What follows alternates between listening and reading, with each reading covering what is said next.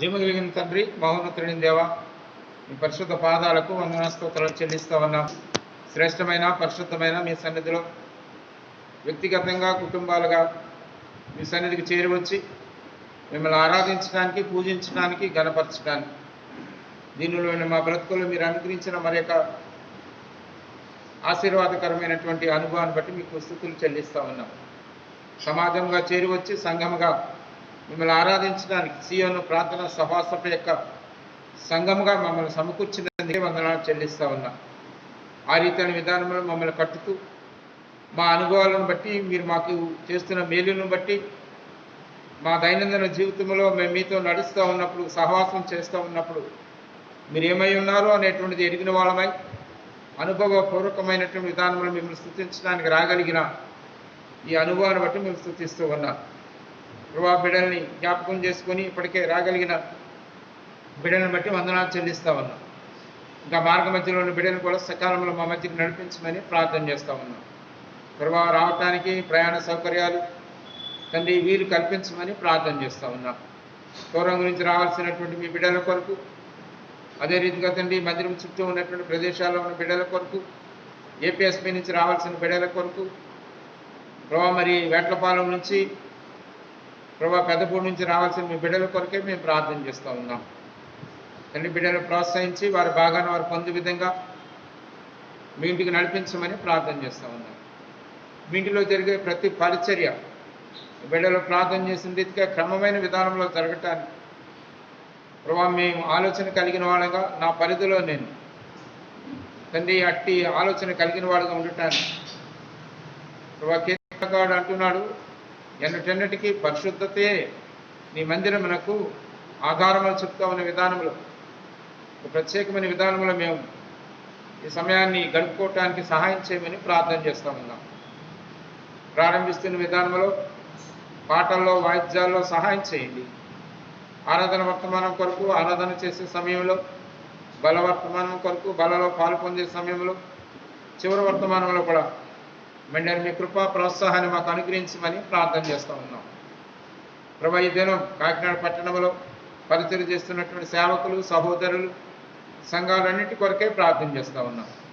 మీ దాసులు భక్సింగ్ గారు వదిలి వెళ్ళిన పరిచర్యను కొనసాగిస్తున్నటువంటి విధానంలో మీ దాసులు ఎక్కడైతే నిలబడుతున్నారో మీ దాసులందరినీ కూడా బలమైన రీతిలో వాడుకొని సంఘాన్ని ప్రోత్సహించమని ప్రార్థన చేస్తూ ఉన్నాం. ప్రభా, తగిన కాలమున మీ యొక్క బిడ్డలకు ఆహారాన్ని అందించే నమ్మకమైనటువంటి దాసుడు ఎవడు అని చెప్తా ఉన్నటువంటి మీ ఆలోచనకు ఇదిగో నేనున్నాను, నన్ను సిద్ధపరచండి అని చెప్పిన ప్రతి సేవకుని, ప్రతి బోధకుణ్ణి, ప్రతి సహోదరుణ్ణి ఆ రీతిగా మీరు నింపమని ప్రార్థన చేస్తూ ఉన్నాం. సియోను ఆనుకుని ఉన్న పరిచర్యలో సహోదరులు పరిచర్య చేసుకుంటూ ఉన్నారు. ప్రభా, ప్రార్థన చేస్తూ ఉన్నాం.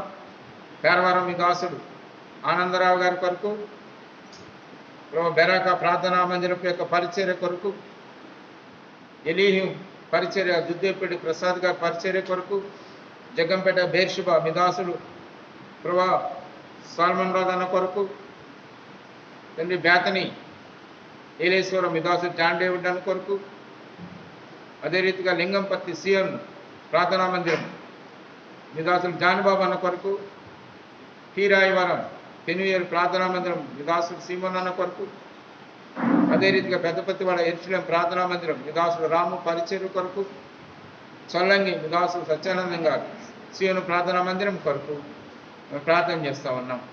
ఈ పరిచర్యలన్నింటిలో మీ దాసుల్ని మీరు అభిషేకించి వాడుకోమని ప్రార్థన చేస్తూ ఉన్నాం. సంఘంలో బలహీనంగా ఉన్న బిడ్డలను సంపూర్ణంగా ముట్టి స్వస్థపరచమని ప్రార్థన చేస్తూ ఉన్నాం.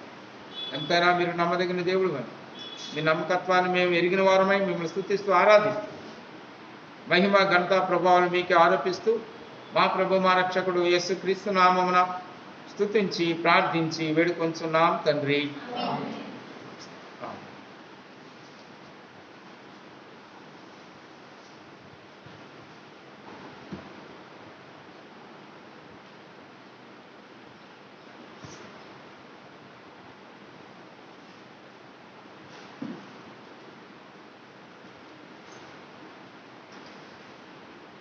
సమయంలో 63వ కీర్తన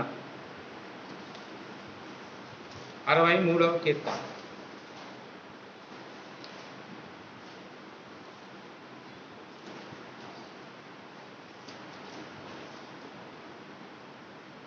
ఏడవ వచనం నుండి చివరి వరకు మనం అందరం కలిసి చదువుకుందాం. 63వ కీర్తన 7వ వచనం నుండి చివరి వరకు అంటే 11వ వచనం వరకు. నీవు నాకు సహాయకుడిగా ఇంటివి, నీ రెక్కల చాటున శరణు తెచ్చి ఉత్సాహధ్వని చేసేదని. నా ప్రాణము నీ వెంబడించుతున్నది, నీ కుడి చెయ్యి నన్ను ఆదుకొనిచున్నది. నా ప్రాణమును విసంప చేయవలెనని వారు దానిని వెతుకుతున్నారు. వారు భూమి క్రింది చోట్లకు దిగిపోవదురు, బలమైన ఖడ్గమునకు అప్పగింపబడదు, నక్కల పాలగుదురు. రాజు దేవుని బట్టి సంతోషించు, ఆయన తోడని ప్రమాణము చేయి ప్రతివాడును అతిశైలను. అబద్ధములాడవారి నోరు ముయ్యబడు. సీను గీతల పాటల పుస్తకంలో నుండి 73వ పాట, కొత్త పుస్తకాలు 73వ పాట, అది బి అని ఉంటుంది. 73వ పాట బి, మొదటి చరణం చివరి చరణం.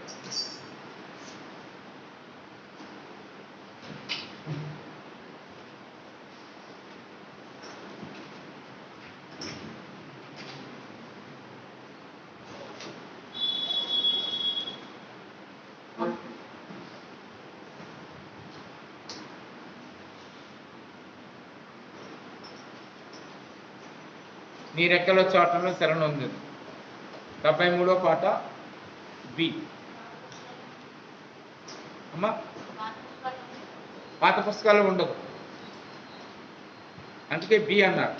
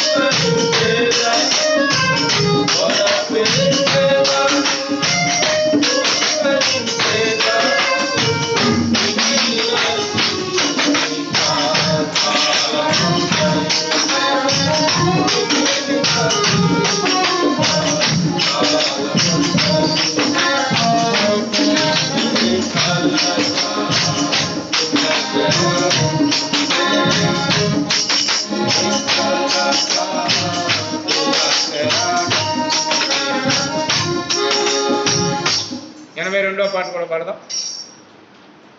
82వ పాట మొదటి చరణం చివరి చరణం.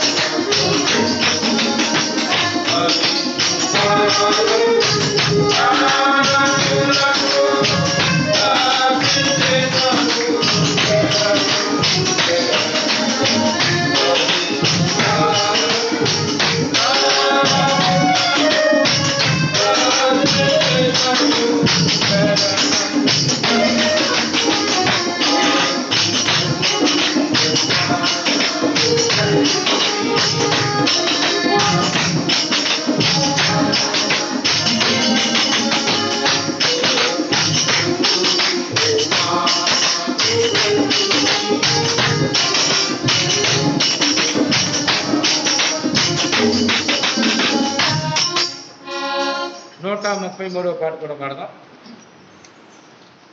రెండో చరణం చివరి చరణం. 133వ పాట రెండవ చరణం చివరి చరణం. కొత్త పాత పుస్తకాల్లో ఒకటే సంఖ్య.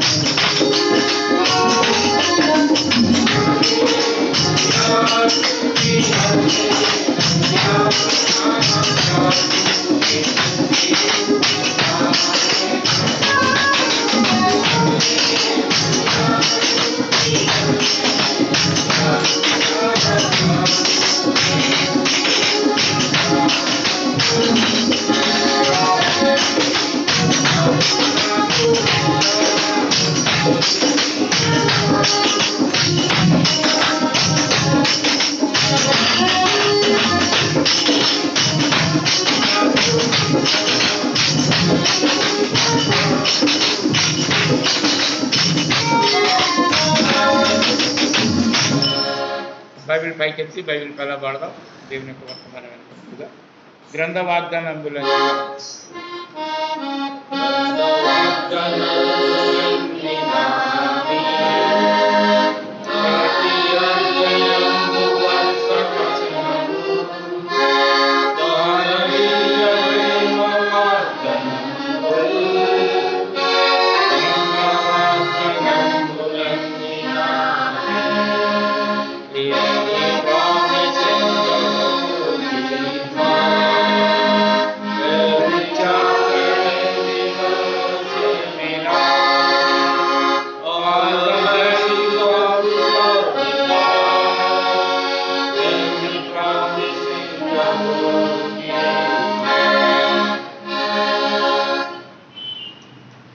సమయంలో దేవుని ఆరాధించిన ముందుగా దేవుని వాక్యంలో నుండి కొన్ని మాటలు దేవుని యొక్క గొప్పతనం గురించి ఎరిగిన వారమై ఆరాధన చేయడానికి ప్రభు మనం సిద్ధపరిచిన కాక దాని కొరకే మన పురుషోత్తం వచ్చి ఆరాధన వర్తమానాన్ని మనతో పంచారు.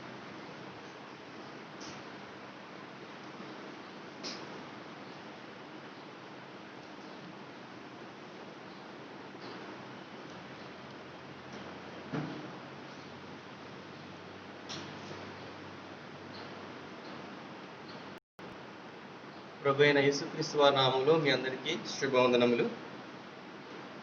దేవుని ఆరాధించడానికి వెళ్ళే ముందుగా దేవుని యొక్క ప్రశస్తమైన వాక్యంలోంచి కొన్ని మాటలు చూసి మనం ప్రోత్సహించబడిన వారిని ఆరాధనకి వెళ్దాం. దాని నిమిత్తమై యాకోబు రాసిన పత్రిక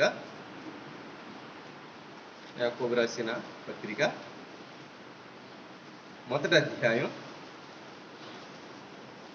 యాకోబు రాసిన పత్రిక మొదటి అధ్యాయం 17వ వచనం మనం అంతా కలిసి చదువుతున్నాం.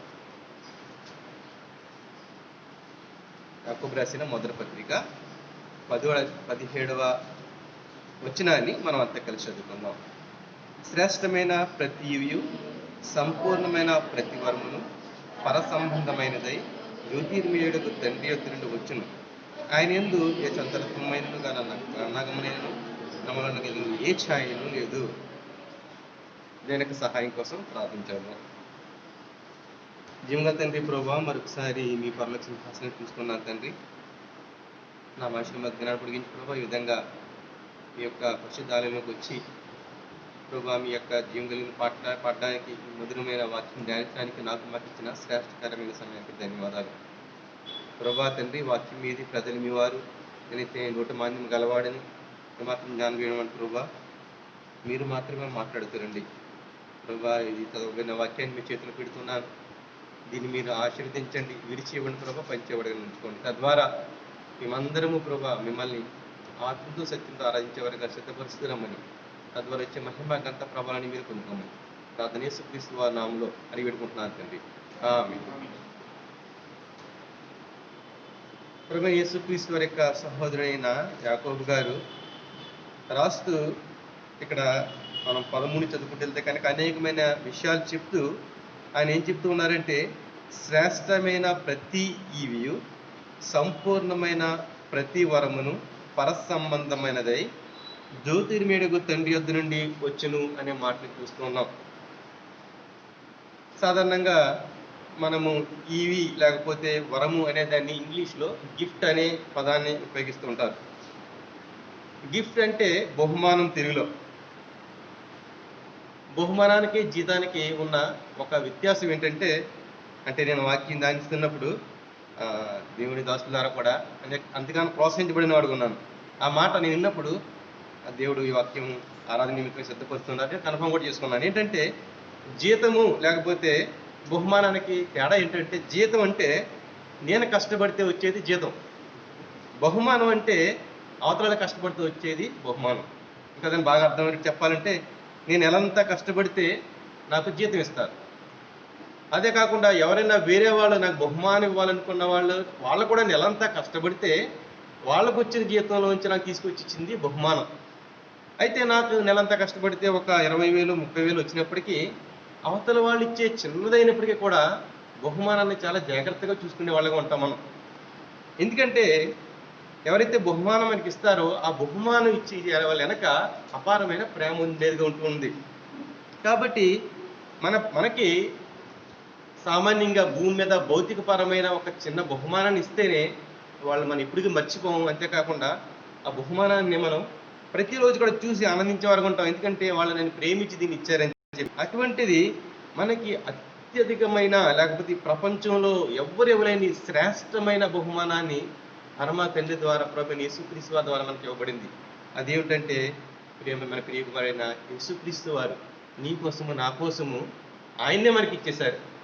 కాబట్టి అటువంటి బహుమానం పొందుకున్న మనము ఇది నాన్న దేవుని ఈ విధంగా ఆరాధించాలి అనే దానికోసం మనం చూపిన మాటలు చూద్దాం.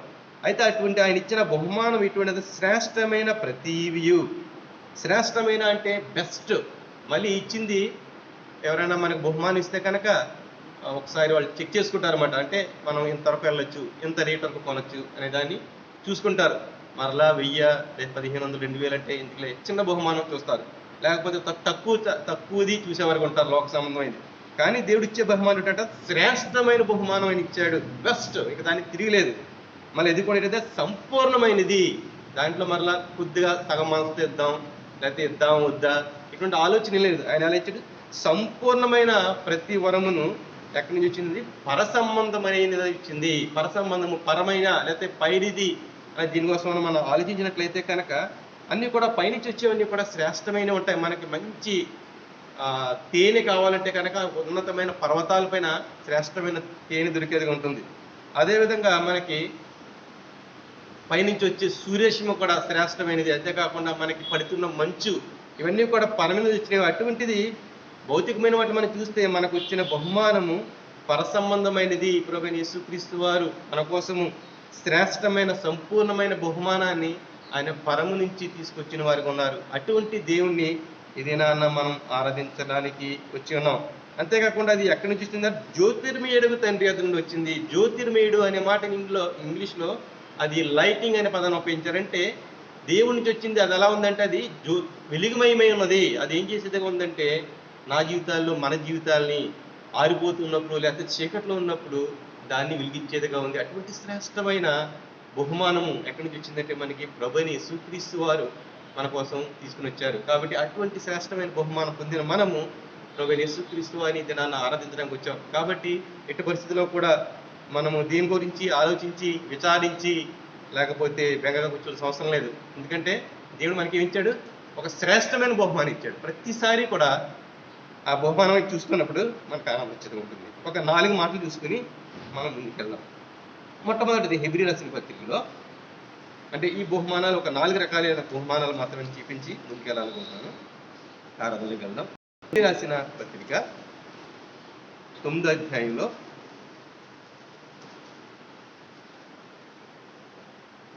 11 నుంచి మనము 14 చేస్తే కనుక మనము నిర్జీవ క్రియల నుంచి జీవం గల దేవుని సేవించడానికి మన ఆత్మని ఎక్కువగా శుద్ధి చేసే బహుమానాన్ని చూసుకున్నాం.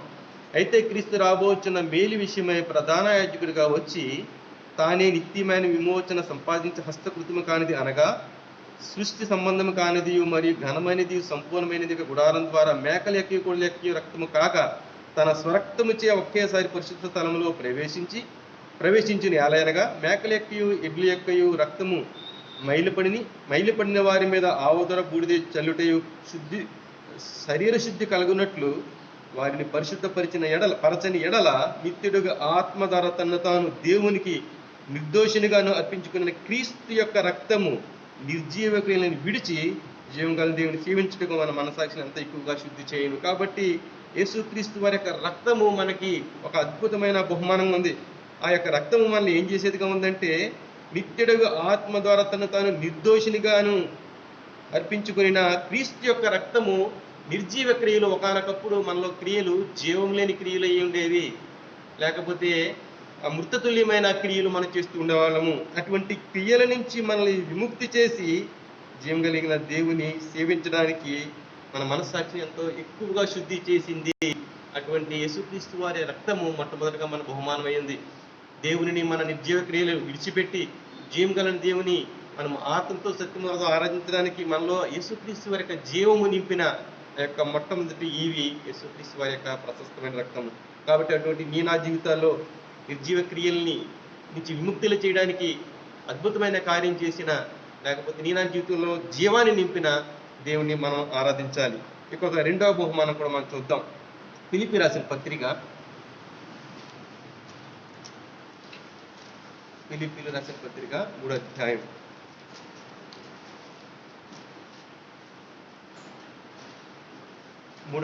20వ వచనం 21వ వచనం చదివినట్లయితే కనుక, మన పౌరస్థితి పరలోకమునందున్నది, అక్కడి నుండి ప్రభువైన యేసుక్రీస్తు అనే రక్షకుని నిమిత్తము కనిపెట్టుకుని ఉన్నాము.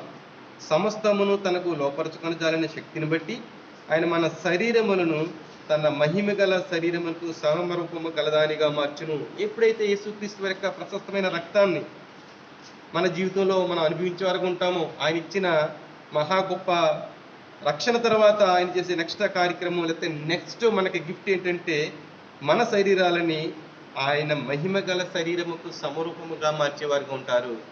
తద్వారా మనము దేవునితో నిత్యము నడిచే వరకు ఉంటాము, దేవుని యొక్క సన్నిధిని అనుభవించే వరకు ఉంటాము. ఇవన్నీ కూడా పరసంబంధమైన బహుమానాలు, భూ సంబంధమైనవి కాదు. భూ సంబంధమైనవి ఒక దినాన మనతో ఉంటాయి, ఈ రోజు మనతో ఉంటాయి, రేపు మనతో ఉండకపోవచ్చు.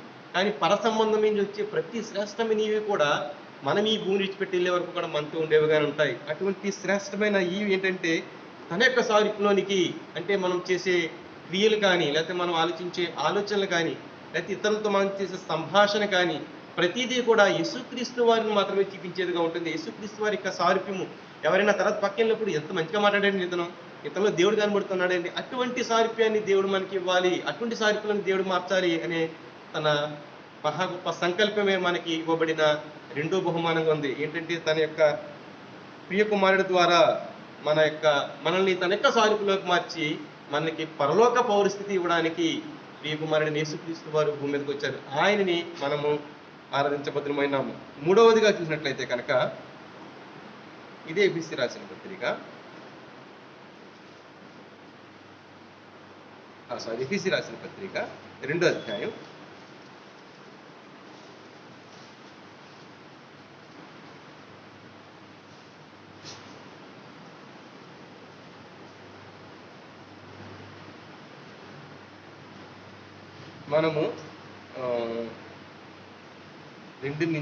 3 నుంచి 5 వరకు చదివితే 5, 6 కలిపి చదువుతున్నాను.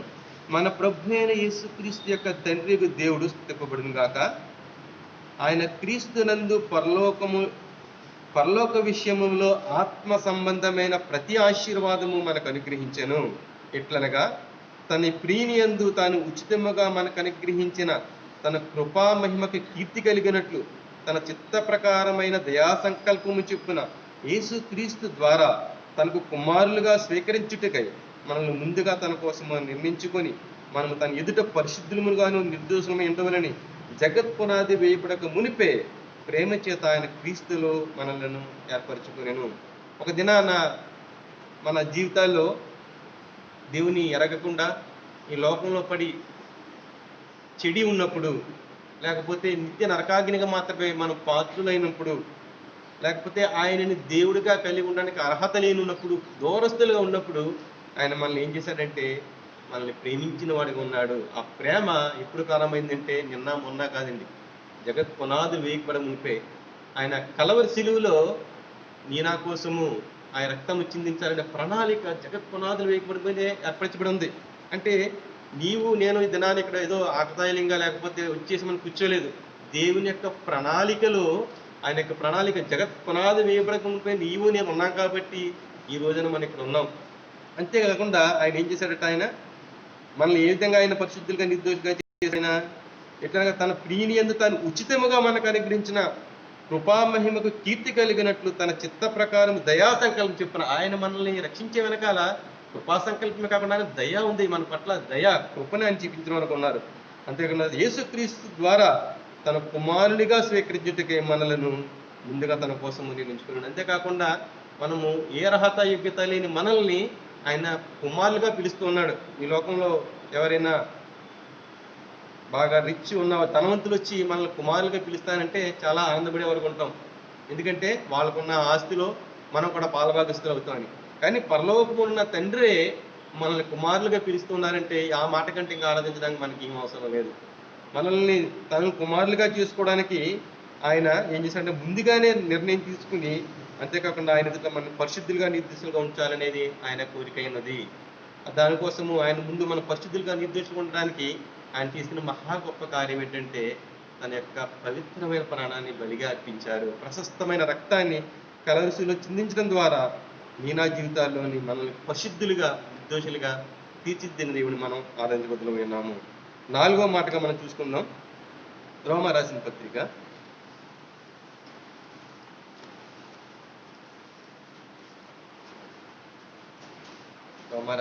6వ అధ్యాయం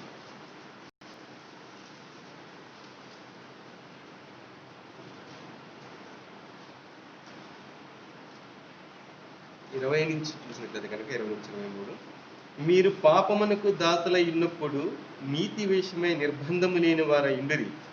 అప్పటి క్రియల వలన మీకేమి ఫలము కలిగెను? వాటిని గురించి మీరు ఇప్పుడు సిగ్గుపడుచున్నారు కారా? వాటి అంతము మరణమే. అయిననిప్పుడు పాపము నుండి విమోచింపబడి దేవునికి దాసులైనందున పరిశుద్ధ కలిగిటియే మీకు ఫలము, దాని అంతము నిత్యజీవము. ఎలాగనగా పాపముల చేత మరణము, అయితే దేవుని కృపావరము మన ప్రభు అయిన క్రీస్తునందు నిత్య జీవము. మనకి దేవుడిచ్చిన బహుమానాలు ఈ బైబిల్లో అనేకమైన బహుమానాలు ఉన్నాయి, కానీ 4 వాటి మాత్రం తీసుకున్న ఆరాధన నిమిత్తమై. ఏంటి, ఒకనొకప్పుడు మనం ఎలా ఉన్నామట, మన క్రియల వలన మనకి ఎటువంటి ఫలము లేకుండా, ఒకవేళ వచ్చినా కానీ కారు ద్రాక్షలు అయితే చేదు ఫలాలు ఫలించే పరిస్థితిలో ఉన్నప్పుడు ఆయన ఏం చేశాడట, ఆయన మన పాపం నుండి విమోచించి దేవునికి మనల్ని ఏం చేశాడంటే ఆయన మంచి ఫలాలు ఫలించేవారిగా పరిశుద్ధపరిచే మనల్ని విమోచించి దేవునికి దాసులుగా చేసిన వారు ఉన్నారు. తద్వారా మనకి ఒక దినానైతే నిత్య నరకానికి లేకపోతే మరణానికి మాత్రమే పాత్రులైన మన జీవితంలో దేవుని కృపావరం ఏమైందంటే క్రీస్తు యేసునందు మనము నిత్య జీవాన్ని పొందిన వారు ఉన్నాము. నిత్య నరకాగ్నికి పాత్రులైన మనము అంటే కంప్లీట్గా ఆపోజిట్లోకి వెళ్ళిపోయామంటే నిత్య జీవానికి వెళ్ళిపోయిన వారు ఉన్నాం. అంత అద్భుతమైన బహుమానాలని దేవుడు మనకి ఇచ్చిన వారు ఉన్నారు. మొట్టమొదట మనం చూసిన బహుమానం ఏంటంటే ఆయన మన కోసము మనల్ని పరిశుద్ధులుగా చేయడం కోసము ఆయన మన నిర్జీవ క్రియల నుంచి మనల్ని విడిచిపెట్టిన వారు ఉన్నారు. రెండవదిగా మనం ఎటువంటి పౌరస్థితి లేని లేకపోతే దేవుని కలిగి ఉన్న పరిస్థితుల్లో మనకి ఆయన పరలోకపు పౌరస్థితి ఇచ్చిన వారు ఉన్నారు. తర్వాత చూసినట్లయితే మన యొక్క జీవితాల్ని యేసుక్రీస్తు వారి యొక్క మహాకృప ద్వారా ఆయన నిత్య జీవానికి మనల్ని వారసులు చేసిన వారు ఉన్నారు. నేను ఒక చిన్న ఉదాహరణ మాత్రం చెప్పేసి ముగిస్తాను, తర్వాత మనం ఆరాధనలోకి వెళ్దాం. ఒక స్కూల్లో ఒక అమ్మాయి కాలేజీకి వెళ్ళి చదువుకుంటుందట. కాలేజీలో అయితే అమ్మాయి చాలా అందంగా ఉంది, అంతేకాకుండా మంచిగా జడాక మంచిగా కలర్ అంతా కూడా చాలా బాగున్నాయన్నమాట. సో ఆ ఫ్రెండ్స్తో తను అట్లాగా దానికోసం చాలా గర్వంగా చెప్పుకుంటూ ఉంది. అయితే ఒకరోజు స్కూల్ మాస్టర్ చెప్పారట, అంతా కూడా ఫీజు కట్టాలి, మీకు పేరెంట్స్ని పిలవండి అని చెప్పినప్పుడు అందరు పేరెంట్స్ వచ్చి ఫీజు కడుతున్నారు, కానీ అమ్మాయి పేరెంట్స్ రావట్లేదు. కాకపోతే ఆ అమ్మాయి అడిగారట, ఏమా అంటే మా అమ్మగారు వస్తారని చెప్తుంది కానీ రావట్లేదు. ఒకరోజు ఈ అమ్మాయి కాలేజీకి వెళ్తూ బాక్స్ పట్టుకెళ్ళకుండా వెళ్ళిపోయిందట, లంచ్ బాక్స్. అయితే వాళ్ళ అమ్మగారు లంచ్ బాక్స్ తీసుకొచ్చి ఇస్తే అమ్మాయి అమ్మగారి మీద కోపడిపోయిందట. ఎందుకు వచ్చావు ఎక్కడికి, అసలు నేను ఎవరు అమ్మన్నారు నిన్ను, అది కోపడిపోయిందట. ఎందుకంటే వాళ్ళ అమ్మగారి మొహం అంతా కూడా, ఇది నేను ఒకసారి విన్న ఉదాహరణ మీకు చెప్తున్నాను, మొహం అంతా కాలిపోయి తలంతా కూడా చిన్న చిన్న ఇంటికి ఉండి మొహం కాలిపోయి మొహం అంతా నల్లగా తెల్లగా రకరకాలుగా ఉందన్నమాట, ఒళ్ళంతా కాలిపోయి ఉంది. అయితే చెప్పి తిట్టేసి వీటి పంపించేసిన అమ్మగారిని. తర్వాత వాళ్ళ ఫ్రెండ్స్ అడిగారంట, ఎవరమ్మా నువ్వు అంటే ఆడిమా పని మనిషి అని చెప్పిందట. ఆ మాట వాళ్ళ అమ్మాయిని చాలా బాధపడింది, ఇంటికి వెళ్ళిపోయింది. తర్వాత ఆ మాట వాళ్ళ స్కూల్ ప్రిన్సిపల్గా కూడా విన్నదన్నమాట. విని పిలిచారట ఆమె క్లాస్లోకి, రూమ్లోకి పిలిచి అడిగారట ఆఫీసులో, ఏమ్మా మీ అమ్మగారిని నువ్వు అలాగన్నావు అంటే, నాకు అందరి ముందు మా అమ్మ అలా చెప్పుకోవడానికి సిగ్గుపడుతుంది నాకండి, మా అమ్మని చెప్పుకోలేను అందట. అప్పుడు ఆయన చెప్పాడట, ఒకరోజు నువ్వు ఇంట్లో ఉన్నావు, చిన్న పిల్లగా ఉన్నప్పుడు, 1 సంవత్సరం కూడా లేదు నీకు, ఇంట్లో ఉంటే మీ అమ్మ ఏదో పనికి బయటికి వెళ్ళింది. ఇంటికి వచ్చేసరికి ఇల్లంతా కాలిపోతూ ఉంటే అందరూ బయట చూస్తున్నారు, కానీ నువ్వు లోపలికి వచ్చి ఎవరో రక్షించలేకపోతున్నారు. ఎందుకంటే లోపలికి వస్తే వాళ్ళు కూడా కాలిపోతారు అనే భయంతో. అయితే అందరూ చూస్తున్నారు కానీ వినోదం ఎవరు రావట్లేదు. అప్పుడు మీ అమ్మ మాత్రమే నా కూతురిని రక్షించాలనే ఒక ఆలోచనతో లోపలికి దూసుకుని వచ్చింది. తను కాలిపోయింది, ఒళ్ళంతా మొహం అంతా కాలిపోయింది, అంతా కాలిపోయింది. అయినప్పుడు కూడా నేను గుండెలు హత్తుకొని బయటికి తీసుకొచ్చింది. ఈ రోజున నీ రంగు ఎంత బాగుంది, నీ తల ఎంత బాగుందంటే మీ అమ్మ కాలిపోవడం కారణం, లేకపోతే మీ అమ్మ జుట్టు కాలిపోవడం కారణం. ఈ రోజున మనం దేవుని ఇంట్లో ఆత్మీయమైన సౌందర్యం కలిగి విధంగా కూర్చొని ఆరాధిస్తున్నాం అంటే ఒక యేసుక్రీస్తు వారు నీ కోసం నా కోసం 10,000 అతి సుందరుడు ధవలావరుడు ఆయన రత్నావరుడిగా మారిపోయాడు. ఎప్పుడన్నా ఆరాధించడం గురించి ఒకసారి గుర్తించావా? ఈ లోకంలో మన కోసం ఎవరైనా చనిపోవడానికి సిద్ధంగా ఉంటారా? ఎవ్వరు ఉండరు. అటువంటిది పరలోకం నుంచి వచ్చిన శ్రేష్టమైన ఈవి, పరసంబంధమైనది, అంతేకాదు సంపూర్ణమైన ఈవి ప్రభువైన యేసుక్రీస్తు వారు నీ నా కోసం చేశారు. ఏంటంటే ఈ దినాన్ని నిన్ను నన్ను ఆత్మీయంగా సౌందర్యంగా ఉంచాలని ఆయన సొగసైన సారిపోయిన కోల్పోయిన వారికి ఉన్నారు. గడ్డం ఆయన పీకేసిన వారు ఉన్నారు. అంతేకాకుండా వీపు పిండివంచబడింది. నీకు ఆయన రక్తావరుడిగా మారిపోయాడు. 10,000లో అతి సుందరుడు ధవలావరుడే అయినా నీటి కారు కోసము రక్తావరుడిగా మారిపోయి ఇవ్వబడిన బహుమానం అది. అటువంటి బహుమానాన్ని పొందుకున్న మనము మన జీవితంలో ప్రతి క్షణము కూడా ఆత్మతో సత్యంతో ప్రతి క్షణము ఆయన మనం ఆరాధించాలని కోరుకుంటున్నారు. ఎందుకంటే అతి అమూల్యమైన వెలపెట్టి మనం కొనుక్కున్నారు, అతి అమూల్యమైన బహుమానాన్ని మనం కొనుక్కున్నారు. అంతేకాదు ఆయన కుమారులుగా మనం చేసుకోవాలని కోరిక. కాబట్టి ఇటువంటి అద్భుతమైన ఇవి పొందుకున్న మనము ప్రతి క్షణము కూడా ఒక ఆదివారం కాదు ప్రతి నిమిషం కూడా దేవుణ్ణి ఆరాధించబద్దుమైనాం. ఆ విధంగా ఆరాధించడానికి దేవుడు నీకు నాకు సహాయం చేయగలడు.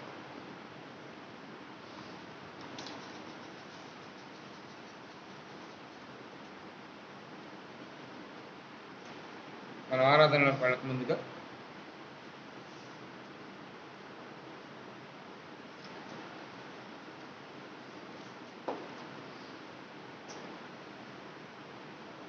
నూట 64వ పాట, 164 కొత్త పాత పుస్తకాల్లో కూడా అదే సంఖ్య. 135 చరణాలు పాట.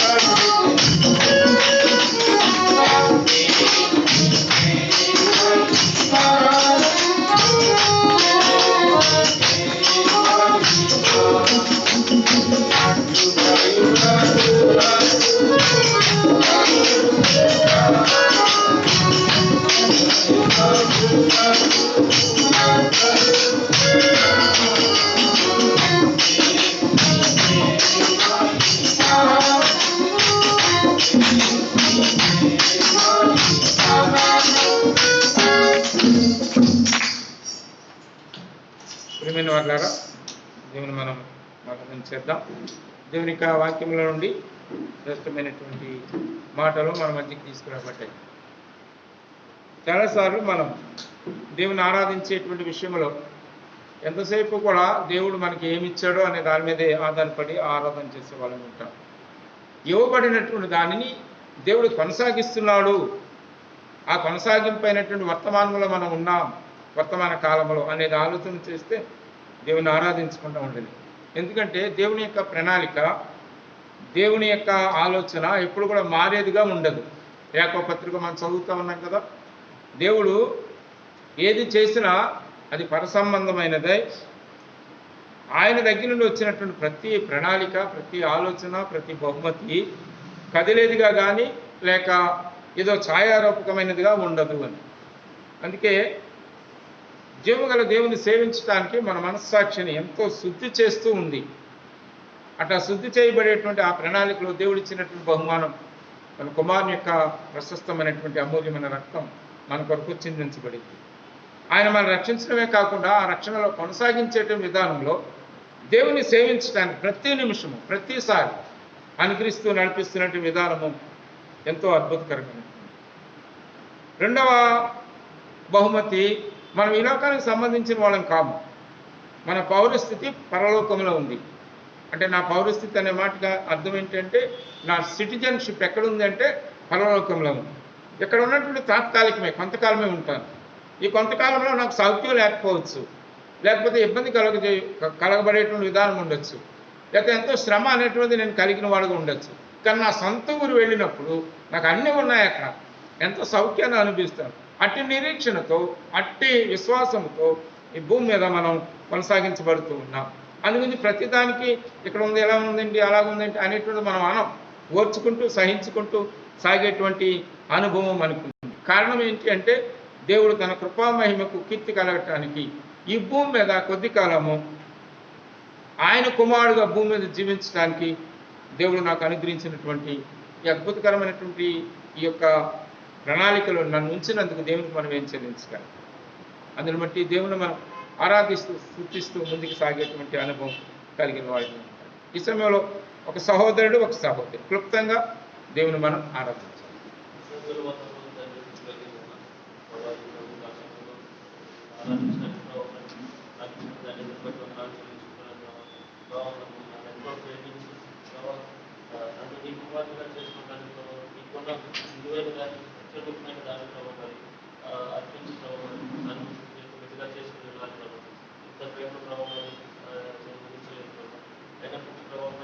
కాకుండా నన్ను ప్రభావం మీ కుమార్తెగా చేసుకున్నాను ప్రభావం ఈ యొక్క పరిశుద్ధతతో నన్ను కూడా ప్రభావం చూసి నన్ను కూడా పరిశుద్ధంగా చేశారు. అంతేకాకుండా ప్రభావం ఏదైనా ఎప్పుడు చూసినప్పటికీ కూడా ప్రభావం అదే పరిశుద్ధత కలిగిన దృష్టితో నన్ను చూస్తూ ఉన్నారు ప్రభావం. మీ యొక్క చూపు కానీ మీ యొక్క దృష్టిగా నా పట్ల నన్ను రక్షించుకుని నన్ను ప్రేమించి ప్రభావం నన్ను మీ సొంతగా చేసుకున్న దినాన్ని ఏ రీతిగా అయితే ప్రభావం మీరు నన్ను చూసుకున్నారో అదే రీతిలో ప్రభావం నన్ను చూసి ఆమె దృష్టించున్నారు ప్రభావం. అట్టి దృష్టి, అట్టి స్థితి ప్రభావం నేను గుర్తించాలని లేదు ప్రభావం. దేవుడు నా యొక్క జీవితాత్మక నన్ను నడిపిస్తున్న ప్రతి పరిస్థితిని బట్టి మీకు వందనాలు చెల్లిస్తున్నాం ప్రభావం. అంతేకాకుండా నా యొక్క పరిస్థితులను చూడకుండా ప్రభావం నా యొక్క దృష్టి నా యొక్క గురి ఆ యొక్క పరసంబంధమైన ప్రతి దాని మీద నాకు ఉండాలని ప్రభావం.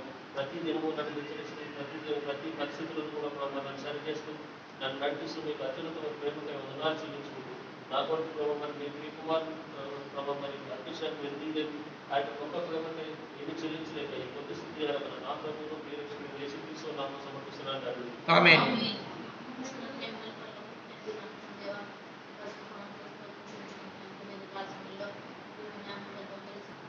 అందులో ఏ విధమైనటువంటి కదలిక లేనటువంటిదిగా స్థిరత్వము కలిగినటువంటి నిశ్చయమైనటువంటి అట్టి ప్రణాళికతో కూడిన బహుమతి దీనుడైన నేను ఈ భూమి మీద అనుభవించడానికి నన్ను మీ కృపకు పాత్రులుగా చేసిన మీ ఉన్నతమైన ప్రేమ కొరకే స్తుతిస్తూ ఉన్నాను. దాని కొరకై మీ కుమారు నన్ను మీ కుమారుడిగా స్వీకరించిన విధానంలో ఈ భూమి మీద ఆ ప్రణాళిక ప్రకారం జీవించడానికి, మీ జీవిక్రియలను విడిచి ముందుకు సాగిపోవటానికి ఏ కుమారుని యొక్క అమూల్యమైన రక్తం ద్వారా నన్ను విమోచించారో అదే రక్తము తండ్రి నా మనస్సాక్షిని శుద్ధి చేస్తూ మిమ్మల్ని సేవించడానికి నన్ను ప్రోత్సహిస్తున్నటువంటి మీ ప్రేమంతటి బట్టి మేము స్తుతిస్తూ ఉన్నాను తండ్రి. నేను ఈ లోకానికి సంబంధించిన వాడిని కాదు. ఈ లోకంలో జన్మించినప్పటికీ తిరిగి జన్మించబడిన విధానంలో పరలోకానికి సంబంధించినటువంటి వాడిగా ఈ భూమి మీద మీ కుమారుడిగా సాక్షిగా జీవిస్తూ ఆ యొక్క పౌరసత్వాన్ని నేను సంపాదించుకున్నటువంటి విధానంలో దాన్ని అనుభవించబోతున్నాను నిరీక్షణతో ఈ భూమి మీద జీవించుతూ దాన్ని నేను భద్రపరుచుకుంటూ సాగటానికి మీరు అనుగ్రహించిన మీ పరిశుద్ధ లేఖనాన్ని బట్టి, జీవము కలిగిన సంఘాన్ని బట్టి, ఆ సంఘపు యొక్క పరిచర్యలో నాకు అనుగ్రహించిన ప్రభు బాలకు సాదృశ్యంగా ఉన్నటువంటి ఈ అనుభవం నేను పాలు పొందుడు ద్వారా నన్ను ప్రోత్సహిస్తున్నందుకు స్తుతిస్తూ ఈ నా స్తుతి ఆరాధన నా ప్రభు నా రక్షకుడు యేసుక్రీస్తు నామమున స్తుతించి ఆరాధించి సమర్పిస్తున్నాను తండ్రి.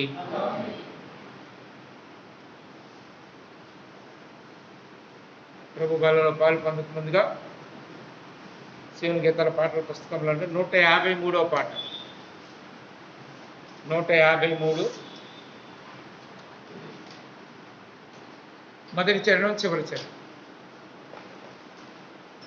కొత్త పాత పుస్తకాలలో ఒకటే సంఖ్య 153.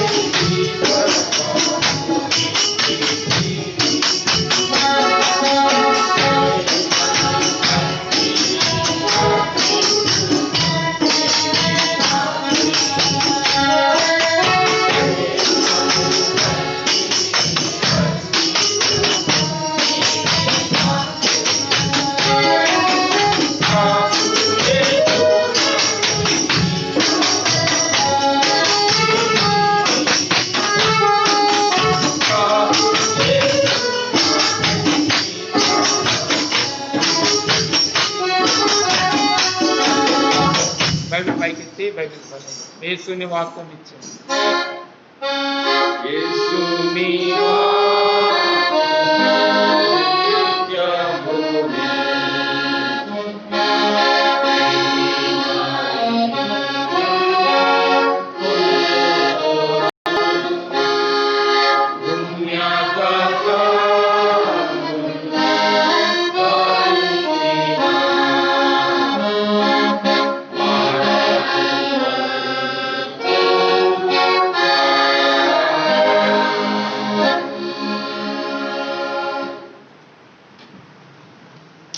ప్రభు బలలో పాల్పొందక ముందు దేవుని వాక్యం ద్వారా ప్రార్థించబడి అందులో పాల్పొందినట్లుగా ఆండ్రూ వచ్చి దేవుని వాక్యాన్ని మనకు పంచుతాడు.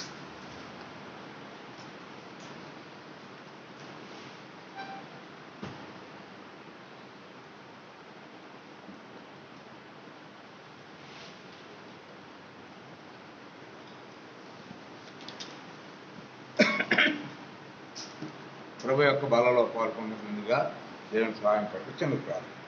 ప్రేమ గల పరిశుద్ధమైన తండ్రి, కృపామయుడ జాగ్రత్త తండ్రి, ప్రభు మీకు 100 స్తోత్రాలు చెల్లిస్తున్నాం తండ్రి. ఉదయకాలం ప్రభు ఆరాధన వర్తమానంలో మరి మీ ఆత్మీయ తోడే ఉన్నారు. అదే రీతిగా ప్రభు మరి ప్రభు యొక్క బలలో పాల్పొందుతాం మేము కన్నా హెచ్చరికతో ప్రభావం మమ్మల్ని మేము పరిశీలన చేసుకుని ఐక్యమైన రీతిలో పాల్పొందటానికి నన్ను మమ్మల్ని సిద్ధం ముఖ్యంగా నిలబడతాను. నేను ఇక్కడ కూర్చున్న వారు అందరికంటే అది నేను మరోసారి సందరూ మీ యొక్క సహాయం కొరకు ప్రార్థిస్తూ వందనాలు చెల్లిస్తూ మహిమ ఘనత ప్రభావాలు మీకు ఆరోపిస్తూ మా ప్రభును రక్షకుడు యేసుని బట్టి ప్రార్థించి వేడుకుంటున్నాం తండ్రి, ఆమేన్. నేను చెప్పబోయే ఈ వాక్య భాగాన్ని మరి ప్రభు యొక్క బలలో పాలు పొందుతున్న ప్రతి ఒక్కరూ కూడా చాలా స్పష్టంగా ప్రభు యొక్క బలలో పాలు పొందుతున్న ప్రతి ఒక్కరూ కూడా ఆ భాగాన్ని స్పష్టంగా మీరు చదవలసిందిగా విజ్ఞాపన చేస్తారు. పరమగీత గ్రంథం 2వ అధ్యాయం. పరమగీత గ్రంథం 2వ అధ్యాయం 1వ వచనం. ప్రభు యొక్క బలలో పాలు పొందుతున్న ప్రతి బిడ్డ కూడా ఈ వచన భాగాన్ని స్పష్టంగా చదవలసిందిగా కోరుతారు. 2వ అధ్యాయం 1వ వచనం అందరూ కలిసి చదువుతాం. నేను షారోను పొలములో పూయు పుష్పము వంటి దాని, లోయలలో పుట్టు పద్మము వంటి దాని. మొదటి భాగాన్ని నేను మీతో పంచుకోవాలనుకుంటున్నాను. మొట్టమొదటిగా ఇక్కడ నేను అనే మాట వ్యక్తిగతానికి సంబంధించింది. అంటే అందుకనే నేను చదివించాను. ఎవరైతే ప్రభు యొక్క బలలో పాలు పొందుతారో నేనంటే మనం ఎవరికి వాళ్ళే ఏమంటున్నారంటే నేను షారోను పొలంలో పూయు పుష్పము వంటిదాన్ని. షారోను పొలం అనేది ఎక్కడ ఉన్నది అంటే యొప్పేకు తర్వాత కరిమేలు పర్వతానికి మధ్యలో ఈ షారోన్ ఫీల్డ్స్ ఉంటాయి, పొలాలు.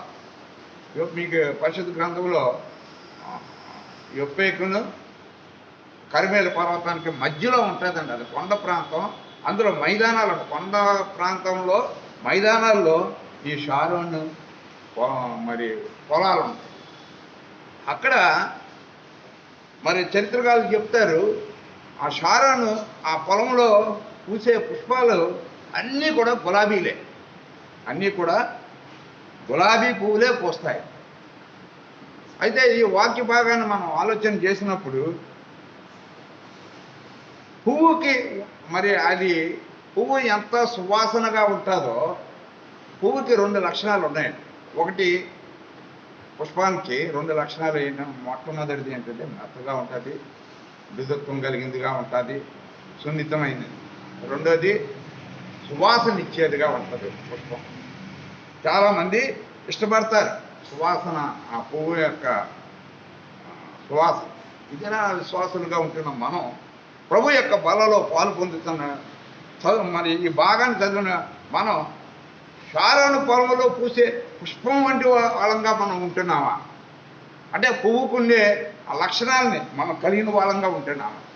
పువ్వు ఎలా ఉంటే మొదటి భాగాన్ని నేను ఆలోచన చేయను, కానీ రెండో భాగాన్ని నేను మీతో పంచుతాను. సువాసన ఇచ్చేదిగా ఉండదు. విశ్వాస జీవితంలో పరిశుద్ధం యొక్క బలలో చేవేస్తున్న నువ్వు నేను కూడా ఎలా ఉండాలంటే సువాసన ఇచ్చేదిగా ఉండాలి. చాలామంది ఏం చేస్తారంటే ఈ జనాన్ని ఎలా ఉన్నారంటే సువాసన అంటే అందరికీ ఇష్టమే. చాలామంది పరిశుభ్రతకు ప్రాధాన్యత ఇస్తారు. దేనికి ప్రాధాన్యత ఇస్తారండి? సువాసన రావడానికి మనం ఏం చేస్తూ ఉంటామండి? జనరల్గా సబ్బులు వాడతాం, ఏమండి, ఇంకా స్ప్రే వాడతాం, బాడీ స్ప్రేస్ వాడతాం, సెంట్లు కొడతాం, అన్నీ చేస్తాం. ఇవన్నీ దేనికి? పరిశుభ్రంగా ఉండటానికి. కానీ పరిశుద్ధతగా ఉండటానికి కుదరదండి. పరిశుద్ధతగా ఉండటానికి మనం ఆలోచన చేయాలి. కానీ ఈ జన విశ్వాసులు ఎలాగ ఉన్నారంటే పరిశుభ్రంగా ఉండటానికి ఆలోచన చేస్తూ ఉంటారు. సువాసన ఇవ్వాలి కదా. నేను ఒకసారి ఆర్టీసీ బస్సులో ట్రావెల్ చేస్తున్నానండి. నాకున్న గుణం ఏంటంటే ఎక్కడికైనా వెళ్ళేటప్పుడు శుభ్రంగా ఉండాలని స్ప్రే కొట్టుకుని వెళ్ళిపోతాను. ఆ పక్కన కూర్చున్నవాడు అంటాడు, ఏ స్ప్రే కొట్టారండి మీరు అని. అది చెప్పాలి, ఏ స్ప్రే కొట్టాను. అది ఎంతసేపు ఉంటుంది? మనం కొట్టి స్ప్రేలు, మనం కొట్టి సెంట్లు ఎంతసేపు ఉంటాయి? 1 నిమిషం ఉంటుంది, ఒక 5 నిమిషాలు. రోజంతా ఉంటుందండి మనం కొట్టే సెంట్లు ఉండవు. కానీ జనాన్ని దానికి ప్రాధాన్యత ఇచ్చేవాళ్ళం ఉంటాం, కానీ వాసన ఇచ్చేవాళ్ళంగా ఉండాలి. పరిశుభ్రతకి ప్రాధాన్యత ఇచ్చే కంటే పరిశుద్ధతకు ప్రాధాన్యత ఇచ్చేవాళ్ళగా ఉండాలి. సువాసనకరమైన సువాసనకరంగా అంటే యేసుప్రభు మన నోవాహు జీవితంలో జలప్రలయం తర్వాత ఆయన ఏం చేశారంటే, దేవుడికి సువాసన అంటే ఎంతో ఇష్టం అండి. జలప్రలయం తర్వాత నోవాహు పవిత్రమైన జంతువుల్లోంచి, పవిత్రమైన పక్షుల్లోంచి వాటిని తీసుకునే దేవుడికి ఇంపైన సువాసనగా ఉంది. అంటే దేవుడు ఏం కోరుకుంటాడంటే విశ్వాస జీవితంలో పరిశుద్ధత కోరుకుంటాడు. సువాసన అంటే దేనికి సాదృశ్యంగా ఉంటుందంటే పరిశుద్ధతకి సాదృశ్యంగా ఉంది. కాబట్టి దేవుడు ఎప్పుడు కూడా విశ్వాస యొక్క పరిశుద్ధతకి ఆలోచన చేస్తాడు, కానీ నువ్వు ఎలాగ ఉన్నావు అన్నది ఆలోచన చేయడు. పరిశుభ్రత ఈ దినాన మనం అందరం పరిశుభ్రత ఉండడానికి అది లోకరీత్యా అదేమో వేరే విషయం. కానీ ప్రభు యొక్క బలలో పాల్పొందుతున్న నువ్వు నేను కూడా పరిశుద్ధులుగా ఉండటానికి మనం ఆలోచన చేయాలి. దాని కొరకు మనం ప్రయత్నం చేస్తూ ఉండాలా. ఎందుకంటే మన దేవుడు ఏం కోరుకుంటున్నాడో తెలుసండి, నా నుండి సువాసనకరమైన జీవిత విధాన శైలి చూస్తూ ఉంటాడు. సువాసన ఇచ్చే వాళ్ళంగా ఉంటేనావా మనం? సువాసన మరి అందుకనే ఆవిడ ఏమంటుంది, నేను షారోను పొలంలో కొమ్ము వంటి దాన్ని. పువ్వు అంటే మరి ఎంతో సువాసనకరమైన విధానం, అంత పరిశుద్ధతకు సాదృశ్యంగా ఉంటుంది. చూడండి, ఎఫెసీయులకు రాసిన పత్రిక 5వ అధ్యాయం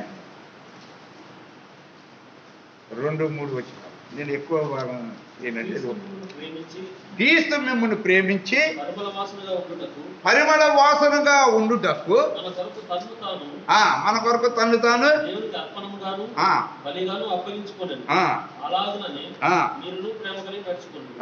తర్వాత ఏ విధమైన అపవిత్రతయే గాని సువాసనగా ఉండటానికి ఎలా ఉండాలన్నాడని పేరు కూడా ఎత్తకూడదటండి. చేయటం మాట వేరే ఉంచండి.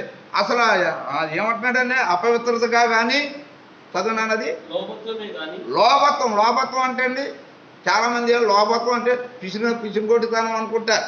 జనరల్గా ఆత్మీయమైన పిసినుగొడ్డితనం కూడా ఉంటుంది తెలుసండి. చాలామంది లోభత్వం అంటే ఏంటంటే, ఒరే వీడు పిసినుగొట్టాడు రా అంటారు.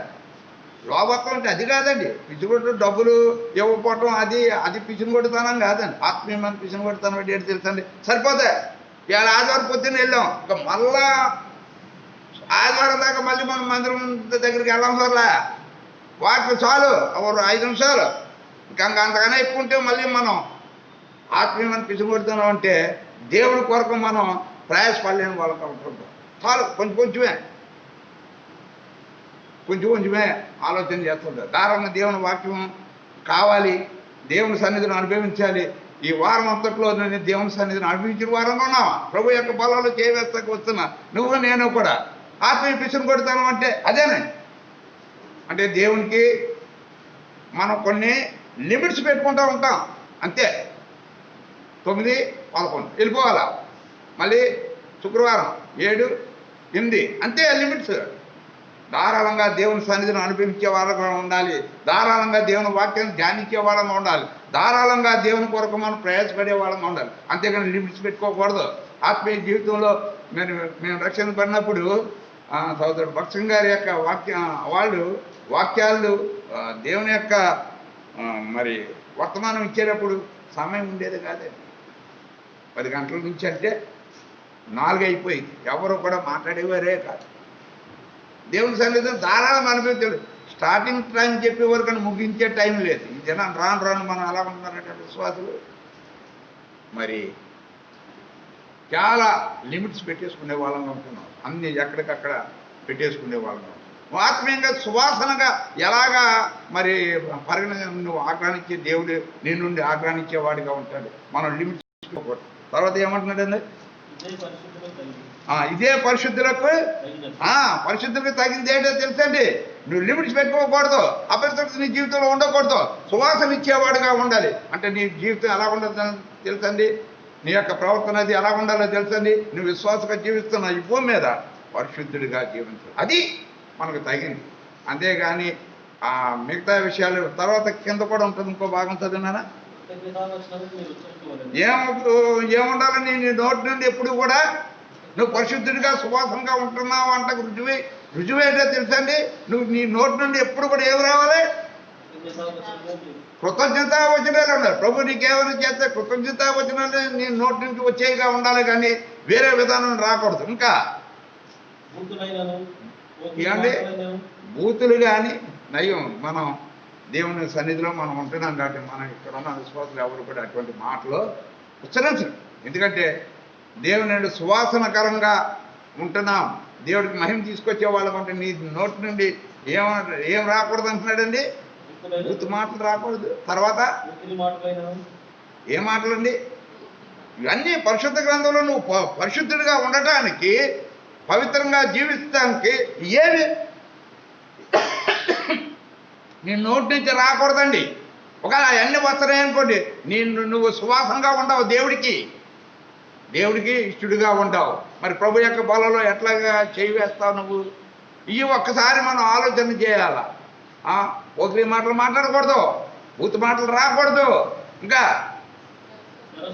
సరసోక్తులు ఇవి చాలా విపరీతంగా ఉంటాయి. అవి కూడా రక్షించబడిన విశ్వాస జీవితంలో అందుకనే దేవుని ద్వారా చెప్తారు, నవ్వద్దు.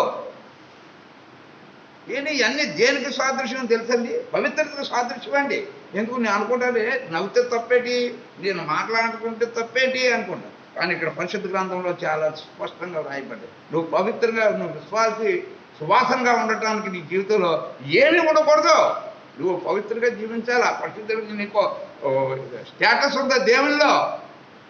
నువ్వు ఏదో మామూలు కాదు, ప్రభు యొక్క బలలో చేయవేస్తున్నావు. నువ్వు సువాసనగా ఉండాలి. నీ నువ్వు నోటి నుండి ఏమి ఉండకూడదండి? సరసోక్తులు ఉండకూడదు. తర్వాత ఇంకా కింద ఏముంది?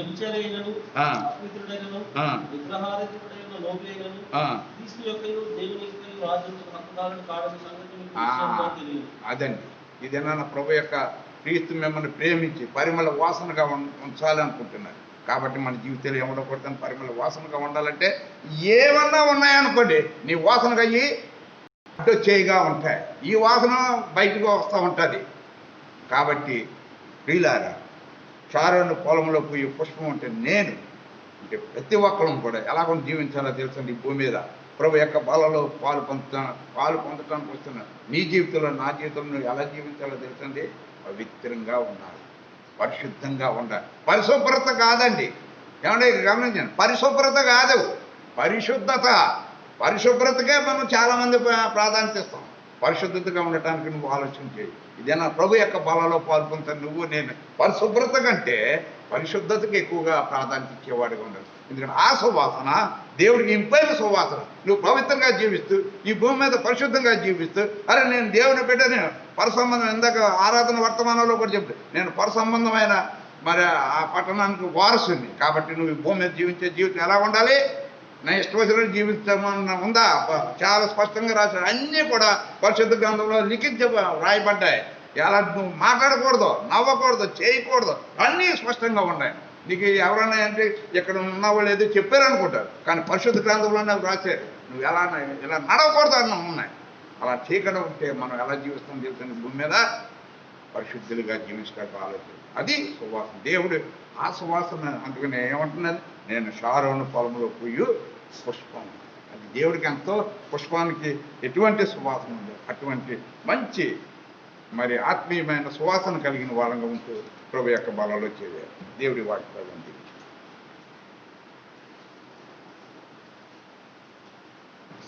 ప్రియమైన వాళ్ళారా, ప్రభు బలలో చేవేద్దాం. రైతు మోకరించండి. యథావిధిగా మనం ఎలాగా అనుసరిస్తున్నామో అలాగే ప్రభు బలలో ఇట్లాంటి నమూనాన్ని మనం అనుసరిద్దాం. మంచి వాక్యము చెప్పబడింది.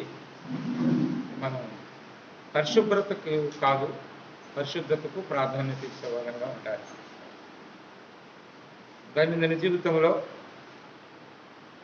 ఆరాధన మొత్తం మనం హెబ్రీ రాష్ట్రం పత్రికలో మనం చదువుకున్నాం.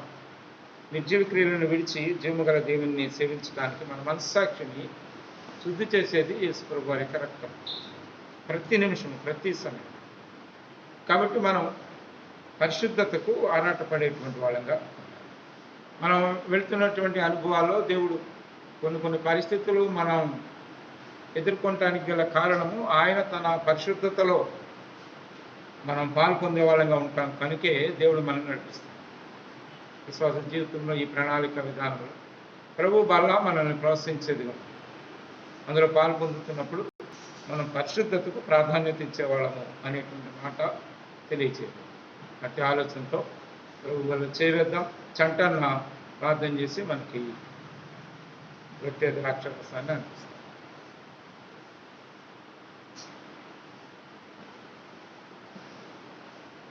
ప్రార్థన చేసిన తర్వాత మీరు ఎవరైతే సిద్ధంగా ఉన్నారో మీ చేయి కనపడేలాగా ఉంచితే సహోదరులు శానిటైజర్ తీసుకొస్తారు. దానిని మీరు చేతులకు అప్లై చేసుకొని మీరు సిద్ధపడితే రొట్టె విరవబడుతుంది, మీరు తీసుకుంటమే. అదే సమయంలో మీకు వ్యక్తిగతంగా గ్లాసులో ద్రాక్షరసం పోసి మీ దగ్గరికి వస్తుంది. అది తీసుకొని సహోదరుడు కవర్ తీసుకొస్తారు, అందులో వేసేయండి. మరి రాజన్న సహకారిగా అందిస్తారు.